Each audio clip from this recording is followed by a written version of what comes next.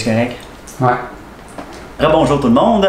Troisième capsule de comment faire une bande dessinée. Et aujourd'hui, on est rendu à la couleur. Donc là, on a fait l'histoire, on a fait les croquis, l'ancrage. Donc tout le dessin est terminé. Maintenant, on doit ajouter un petit peu de couleur à l'ensemble. Mais encore là, c'est pas une obligation. Il y a certaines bandes dessinées qui sont juste en noir et blanc. Et c'est très correct aussi. Si ça vous tente pas de faire de la couleur, il n'y a pas de problème. Ça peut être un très beau style juste en noir et blanc. Mais moi, j'aime bien la couleur. En fait, j'aime beaucoup la couleur. Et la manière que je travaille ici à l'ordinateur, je commence tout le temps la couleur avec les ombrages. Donc, pour faire les ombrages, ce que je fais, alors je fais, vous voyez ici, je travaille uniquement par calque. Donc, tout est séparé sur des calques, un peu comme si c'était des papiers transparents, tout empilés les uns par-dessus les autres.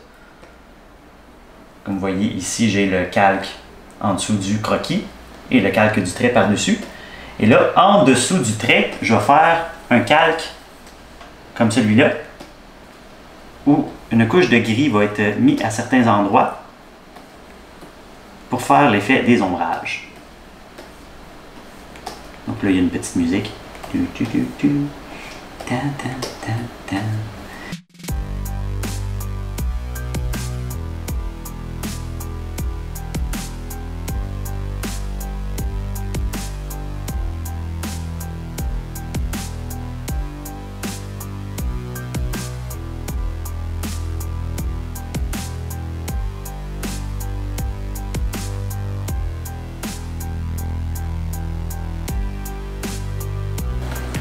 Voilà, pour les ombrages. Donc ça, on fait ça sur chacun des personnages et chacun des décors.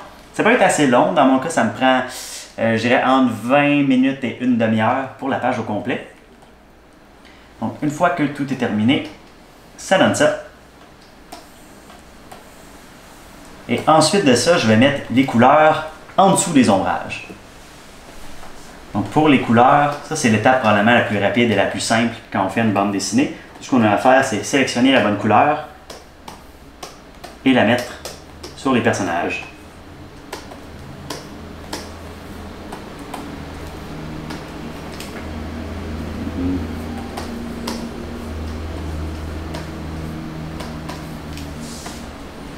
Et bien sûr, pour chacun des personnages que je fais, j'ai déjà un petit guide des bonnes couleurs que je dois utiliser.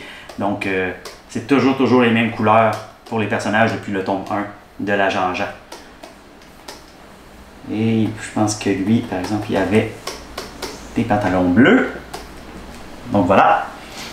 Et là, ce qui est bien, c'est que les ombrages vont être par-dessus et le gris va être transparent. Donc quand on ajoute par-dessus des couleurs, oups, ça donne des ombrages comme ceci. Vous voyez, ou sans ombrage. Et aussi, à la couleur, je vais rajouter quelques petits effets de lumière. Oh, il manque un bout ici. Ah. Donc pour les effets de lumière, j'ai un outil spécial qui rajoute des effets comme ceux-là.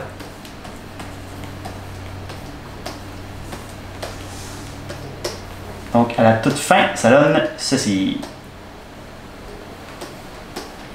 Donc en gros, pour colorier une page, ça peut prendre environ 1 heure aussi, tout dépendamment des pages. Plus il y a de détails en fait, plus il y a de décors surtout, plus ça va être long à colorier et à mettre les ombrages. Dans ce cas-ci, c'est une page assez rapide, il n'y a presque pas de décor à l'ensemble. Oh, il manque quelques lignes. Et voilà, généralement à la toute fin aussi, je trace mes bulles autour des textes. Et on a la page complète. Et là, par contre, ça c'est une page. Dans une BD de la Jean-Jean, il y a en moyenne entre 110 et 120 pages. Donc ça peut prendre environ 3 mois de travail à temps plein uniquement pour le dessiner. Tiens, je vais montrer un fichier avec toutes les pages.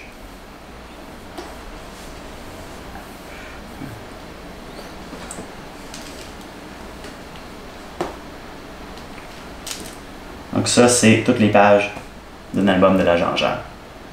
Et là, quand j'ai tout terminé ça, moi, mon travail est fini. Après ça, ça s'en va à l'éditeur. Donc l'éditeur, lui, son travail, c'est de faire la correction, s'assurer que tout est beau, qu'il n'y a pas d'erreur nulle part, autant dans les textes que dans les dessins. Moi, je suis je suis assez brouillon des fois. Ça arrive que, par exemple, un personnage va être habillé d'une certaine manière, puis à la page d'après, il est habillé d'une autre manière, juste parce que je suis un peu comme ça. J'ai de la misère à être tout en ligne droite dans ma tête, à être bien ordonné. Donc, si vous avez, vous aussi, le plan de faire publier une bande dessinée un jour, si vous voulez demander à un éditeur de faire publier votre projet, on me demande souvent la question, comment on fait? En fait, c'est ultra simple. Montez votre projet et trouvez c'est quoi l'adresse, soit Internet, soit par la poste, d'une maison d'édition. Les maisons d'édition, vous pouvez les trouver. N'importe quel livre que vous avez chez vous, que vous aimez bien, qui sont à peu près dans le même style que ce que vous faites.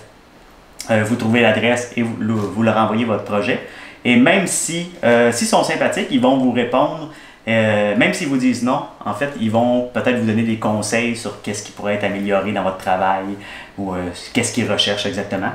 Mais moi, je vous dirais, pensez pas à être édité tout de suite. Surtout si vous êtes jeune, prenez le temps d'être prêt parce que c'est quand même très long de devenir bon en dessin. Donc, ayez du plaisir. Et c'est ça. C'était sur la capsule sur comment créer une bande dessinée.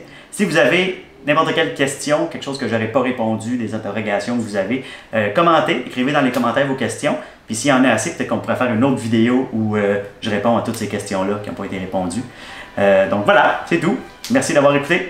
Salut, on se revoit dans 2 semaines.